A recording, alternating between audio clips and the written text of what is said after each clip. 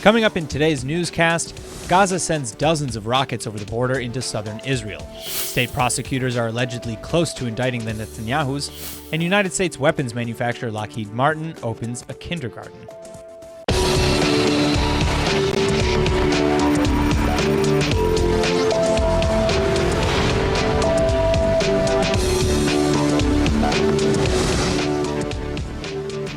This morning, we saw dozens of mortar shells fired from the Gaza Strip into Israeli territory, but just now we're seeing yet another barrage.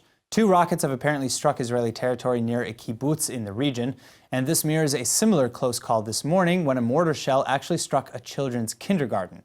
Thankfully, there were no injuries, and Assistant Director of Standing Together, Ari Fold, has more from the scene.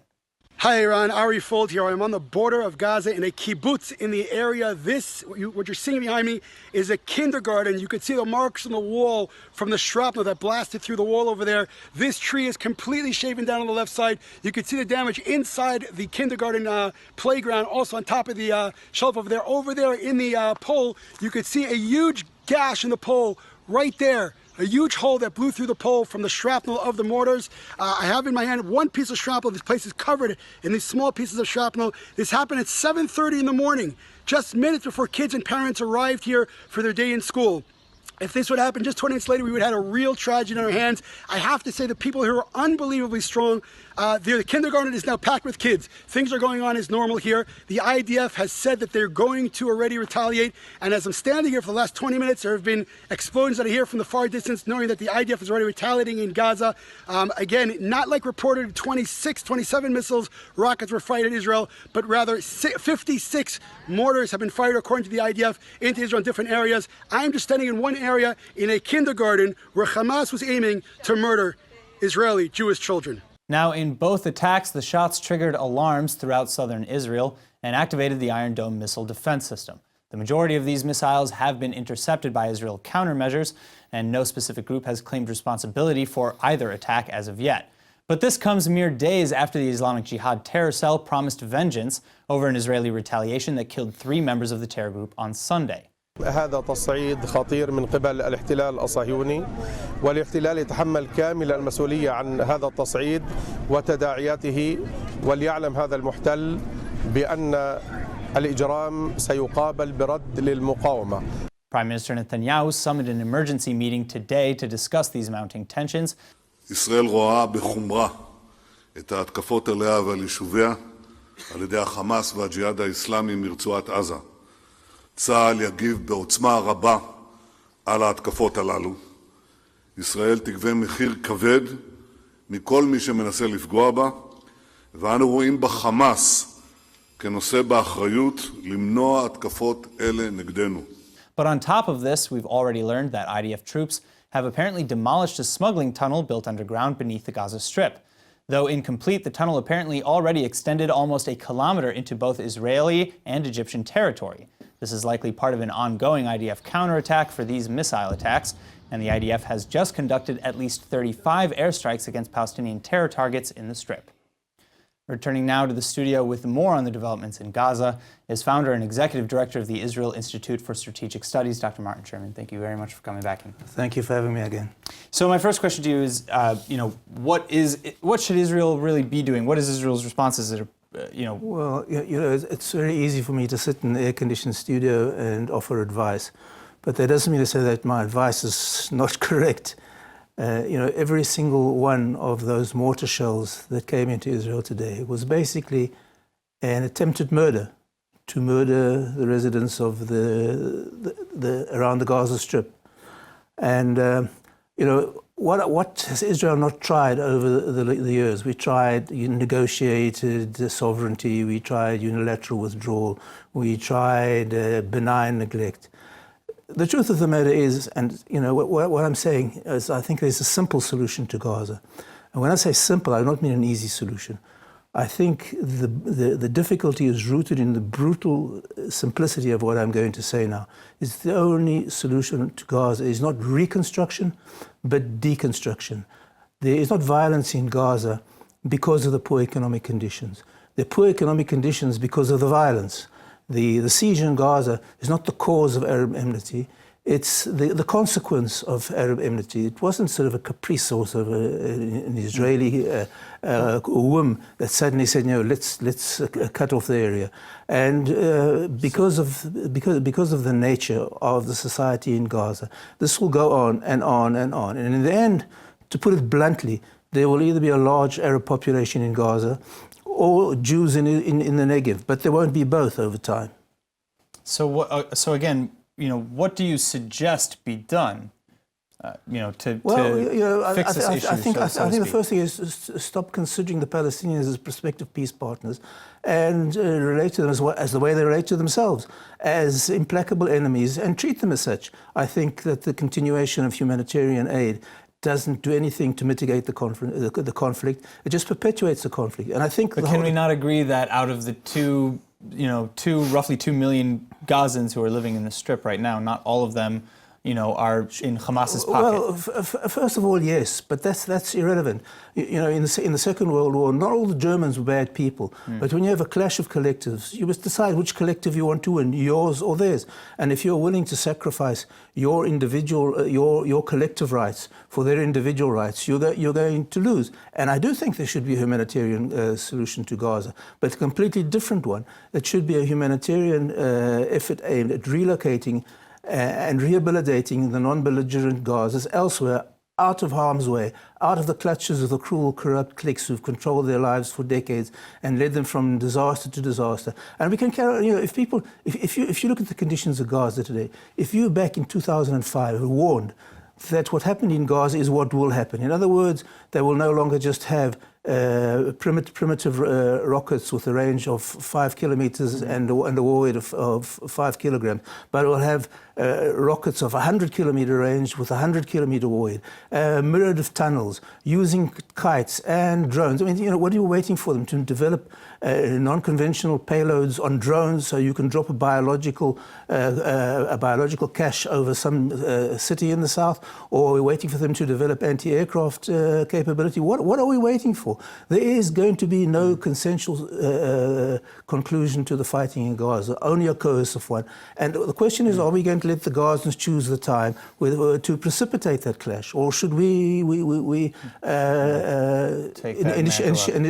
preemptive action and choose the time and place ourselves? All right. Well, that gives us a lot to think about, and a lot to pay attention to in the development. Sorry, I couldn't be more optimistic. Thank you, as usual, for coming in. Thank you.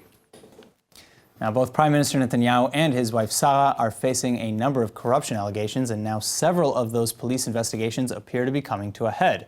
We've just learned that state prosecutors are strongly leaning towards criminal indictments against the Prime Minister for allegedly receiving nearly 1 million shekels worth of illicit gifts from his millionaire friends. Meanwhile, Israel's Attorney General has apparently informed the Prime Minister's wife, Sarah Netanyahu, that the state will criminally charge her for fraud and breach of trust. She allegedly diverted nearly 360,000 shekels worth of taxpayer money for her family's own personal use. Other sources say Attorney General Mandelblit has ordered Sarah Netanyahu to reimburse the state fully for the alleged misused funds, after which time he'll decide whether or not to indict. Sarah Netanyahu, though, has reportedly rejected previous plea deal offers, saying she'd rather go to jail than reimburse the state or admit any wrongdoing. Meanwhile, investigators are said to be wrapping up yet another case of alleged corruption by the Prime Minister. This one, dubbed Case 4000, alleges that Netanyahu gave telecom company Bezek regulatory benefits in exchange for favorable coverage in the Walla News network. The Netanyahus, however, have repeatedly maintained that they committed no wrongdoing in any of these allegations. A tried and true mantra of most judicial systems is that those suspected of a crime must be considered innocent until proven guilty. But for certain high-profile cases that play out in the public eye, the spotlight can make that a difficult ideal to uphold. This is the basis of a new bill proposed by Israel's Justice Minister, Ayelet Shaked, and ILTV's Brett Allen Smith is here with the details. So, Brett, what's the bill all about? Well, so as you said, this comes from Shaked's office. She's the Justice Minister, and she's calling this the Fair Procedure Reform, and it includes a number of provisions that she says protects a suspect's rights while they're under investigation. And some of these ideas are, probably going to go across fairly well when this finally comes to reading for the Knesset. Others will probably give us, a little bit more back and forth and debate here.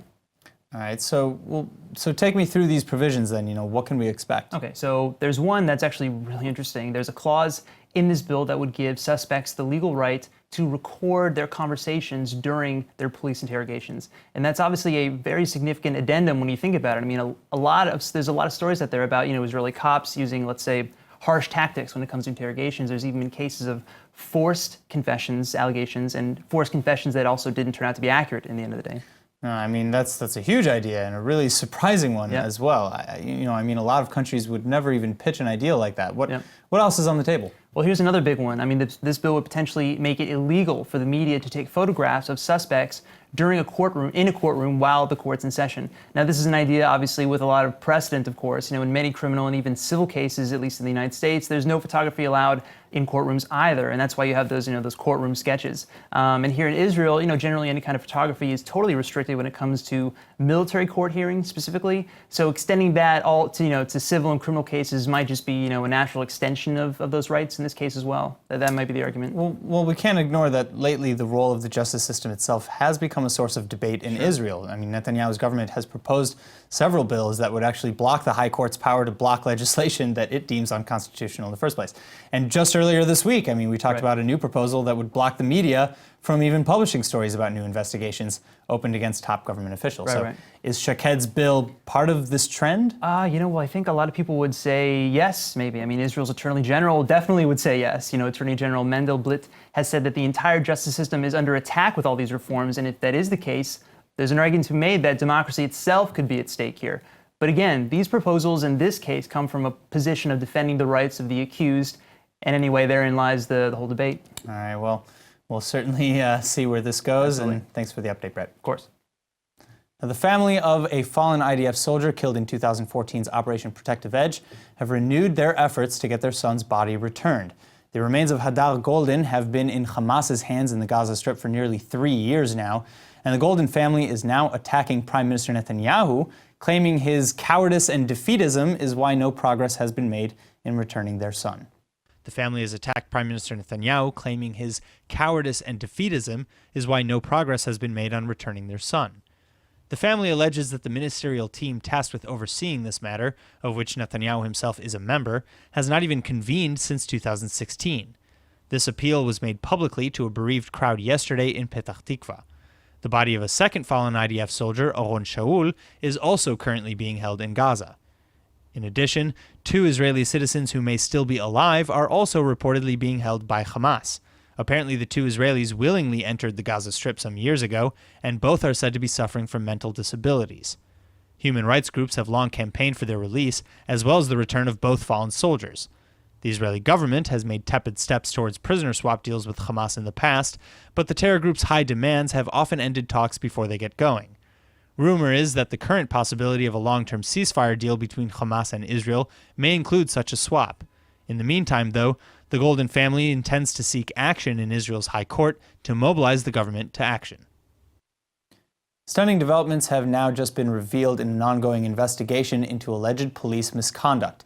An Israeli officer is being investigated for allegedly attacking an Arab Israeli human rights activist during a riot in Haifa earlier this month. According to the alleged victim, the cop arresting him then attacked him unprovoked and broke his leg. Police were called in to calm the riot when it broke out in the streets of Haifa nearly 10 days ago, and the picketers from the scene say they were demonstrating against the IDF's conduct during the ongoing March of Return rallies sponsored by Hamas at the Gaza border. Though Israel has defended its use of lethal force to contain such regular attempts by Palestinians to overrun the border, over 100 Palestinians were killed over 6 bloody weeks. For that reason, among others, this riot in Haifa is also under investigation. But the case of Jafar Farah, who says he only came to the scene in order to find his son before having his leg broken, is a difficult one. 21 picketers were arrested that day, but when allegations and apparently evidence suggested that police assaulted several protesters after they were detained, a judge demanded everyone immediately be released. Further, the police officer in question has now been ordered to take mandatory leave until the remainder of this investigation is carried out. Now, our next story has the makings of a sort of modern-day ghost tale at sea. 50 years ago, the NS Dachau, a submarine in the Israeli Navy, mysteriously sank at sea for causes still unknown.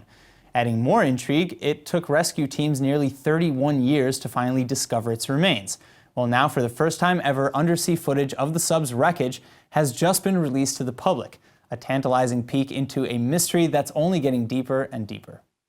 This footage was taken a short time before a joint Israeli-American team finally brought the NS Dachau to the surface. But even after it was finally ashore, investigators still couldn't figure out exactly what happened. Naval reports gathered around the time of the craft's disappearance say the sub was en route to Great Britain at the time. Its crew and facilities were apparently in tip-top shape prior to its sudden disappearance as well. No living survivors from its crew have ever been recovered, though. For this reason, naval commanders still hold out hope that a survivor or two may still be somewhere out there, so that they can illuminate exactly what happened on that fateful day some 50 years ago. A central square in the Israeli town of Caesarea will be erected in the coming months to commemorate the Dachau's fallen crew. Part of the fun in invention is then building on that innovation to see what applications it may have. Well, with the help of the Weizmann Institute and leading doctors and researchers, Israeli company TechCare has now come up with an incredible new use for vaporizers. Here with the detail is Tzvi Yamini, TechCare's chairman of the board. Thank you so much for joining us. Thank you for inviting me. It's my pleasure. So let's start with the products. What do we have here in front of us? What do you have here? It's very simple product. We have machine, we have a head, and the main issue is the capsules. We have capsule in the middle. In fact, the kids is wearing the hat, very simple, and then operate the machine, and then in 10 minutes, we vaporize dry vinegar to his head with a little bit of rosemary, and in 10 minutes, we are working on the healing system of the lice and not on the nerve system, because the nerve system So this is killing lice, head lice. is killing lice and as needs as well, yes. Wow. All right. So does this, I mean, are you working on other applications of this vaporizer technology? Yes. This is a general technology, and the second product is cosmetics. We are coming in the market in 3-4 months with the Shine product. It is something that do amazing stuff to the hair, from shining, cleaning the scarf, and some other issues. So, okay, I mean, I kind of want to go back to this device now, just because this is amazing. So it's, I mean, your other products and this product you mentioned, rosemary and vinegar and things like that, are they all, safe ingredients, kind of household type things? 100% natural, coming from natural ingredients, and we are developing this product the last 5 years. Wow. With big investment, and now it's in the market, in the Israeli market. So how did you kind of go down the path of working with vaporizers? This is the patents that we have in our capsules. The capsules consist of a few sections, and in fact, it took us 5 years to develop this simple stuff, because how to vaporize liquid to gas, and this is all the issue and technologies consist on this. And of course, we developed the head. It will be comfort as much as we can, and the kids is really sitting in front of the TV, watching iPad. Well, and this is obviously way better than having your hair cut or using toxic shampoos and possibly dealing with this for days, on end anyway. When you have a village of lice, it's tough to clean your heads. So we suggest once a week you use the capsules, and you don't see any lice into your home. And I guess, I asked you kind of what got you towards vaporizers, but what made you target head lice? This is the first product that came to our mind, because this is a big issue all over the world. It's a pandemic that there is no solution, not real solution. And we find out big market, few $1 billion opportunities here. We have another opportunities like bed bugs in America. Bed bugs, yeah. Here in Tel Aviv too, in the whole world. All over, and we are going to fight bed bugs as well in the coming future. Well, I mean, if this thing will fight bed bugs, I'll preemptively get one for my home right away. I'm very excited to see all these applications. Thank you so much, Tzvi, for coming in. Thank you. All right, now I regret to be the one to burst everyone's bubbles, but some crushing news has just come out. Just a few hours after Israel's very own Wonder Woman was offered the job to host Eurovision next year in Israel, Gadot turned down the gig. It comes as no surprise that the Israeli-born megastar is one very busy lady these days, and her team has indeed confirmed that Gadot's schedule is just too full with other commitments to take on the hosting duties. This is, of course, devastating news to pretty much every Israeli on Earth, as well as any Eurovision or Gadot fan. Israel's superstar shot to fame as a star of last year's superhero flick Wonder Woman, which shattered the glass ceiling both in front of and behind the camera. She would have been the perfect choice to take over as MC of Eurovision next year, which will be on winner Netta Barzilai's home turf of Israel. Heck, the lyrics of Barzilai's song Toy even mention Wonder Woman, and Gadot herself was campaigning for Netta leading up to the Eurovision finals earlier this month. After Barzilai clinched the victory for her insane performance, Gadot wrote on social media, quote, "You represent the real wonder in women," end quote. Though Eurovision rules say that the contest is to be hosted in the capital city of the previous year's winner, the organizers have pumped the brakes on exactly where 2019 will go down. Some contend that Jerusalem is the proper venue, but many countries have protested such a move on political grounds because they do not recognize Jerusalem as Israel's capital for political reasons. It's going to be hard to find a better host than Israel's own Wonder Woman, and if only Netta Barzilai could host it herself, but then again, that wouldn't really be fair. Ladies and gentlemen, Israel officially has a new citizen who holds the title of country's richest man. Russian billionaire Roman Abramovich, who happens to own the Chelsea Football Club, by the way, has just landed in Israel and received his identity card. That's right, he's just made Aliyah and officially moved to the Jewish state. For Abramovich, this is a move that's probably been a long time coming. The billionaire has donated nearly $500 million into Jewish organizations and communities all over the world. And earlier this year, we found out that he even sent a nice little $30 million gift to Tel Aviv University. And that's on top of another $60 million worth of Israeli donations that he made publicly over the years. Well, currently ranked as the 139th richest person in the world, Abramovich can now also claim another title, richest Israeli citizen in the world. And shortly after landing at the airport, he received his official Israeli identity card as a citizen, and now he's just got to move into his new apartment. Or maybe he'll just go ahead and build his own mega mansion. I mean, the way housing is in this country, if your net worth was over $9 billion, wouldn't you? Now here's an interesting match. One of the biggest creators of weapons and aerospace technology, including the F-35 stealth fighter jet, is setting up shop in Jerusalem. But no, not with a new warehouse. They're actually partnering with the Israeli Education Ministry to open up a one-of-a-kind kindergarten for children. Most know Lockheed Martin as one of the biggest US-based aerospace and weapons firms on the planet. But the company actually finances a number of educational programs all over the world as well, focusing on STEM subjects, aka science, technology, engineering, and math. A division of these schools are already up and running in a few Israeli cities, but this new kindergarten set for the coming 2018-2019 school year in Jerusalem will be quite unique. The facility will seek to foster and boost advanced studies in technology, apparently from the earliest age possible.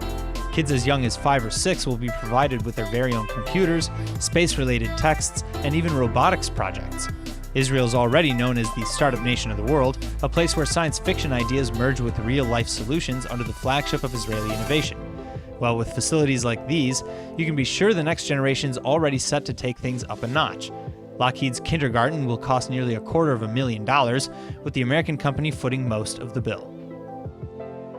The Hebrew word of the day is brought to you by IDC Summer Ulpan, open to everyone. And now for our Hebrew word of the day. With people getting accused and even standing trial for a whole spectrum of reasons every day, it's important that we try to give people the benefit of the doubt, and that they actually be seen as innocent until proven guilty. So today's word is chaf, meaning innocent. Now, innocent can mean a few different things in English, but in Hebrew, there's a bit more specificity. For example, if you're talking about innocence in crime, you'd say chaf mipesha, which literally means innocent of crime. You see, chaf is innocent on a pure and honest kind of way, not to be confused with tam, meaning innocent in a naive, simple kind of way. Just think the simple child from the 4 questions on Passover. But regardless of whether you're innocent or not, just remember that nobody's perfect. So let he who is completely chaf cast the first stone. And with that, let's go ahead and take a look at the weather forecast. Tonight and tomorrow are expected to be partly cloudy with little change in temperatures. The low tonight should be about 70 or 21 degrees Celsius. Then tomorrow the high will be around 81 or 27 degrees Celsius. All right, that's it for today's news. Today's exchange rate is 3.59 shekels to the American dollar. Remember to sign up for our daily newsletter at iltv.tv, and don't forget to follow us on Facebook at Israel English News and on Twitter at ILTV News. I'm Aaron Porras, and thank you for watching.